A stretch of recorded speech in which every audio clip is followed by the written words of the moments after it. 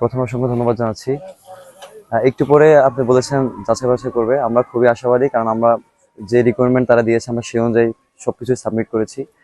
এবং শিক্ষার্থীদের সাথে কথা বলে আমরা বুঝতে পেরেছি বা খুবই সাড়া পাচ্ছি যে তারা চায় যে যোগ্য নেতৃত্ব। আমি তো ভোটার হয়েছিলাম 2021 সালে, তো তখন থেকে আমি এখনো কোথাও ভোট দিতে পারি নাই।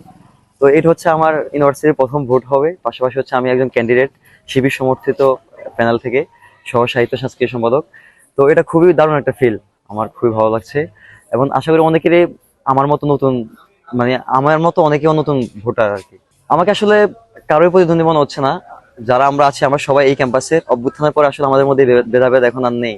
যেই হবে সে আমাদের প্রতিনিধি। আমরা যেহেতু সবাই জুলাই যোদ্ধা হিসেবে আছি, এখানে প্রত্যেকেই আছি।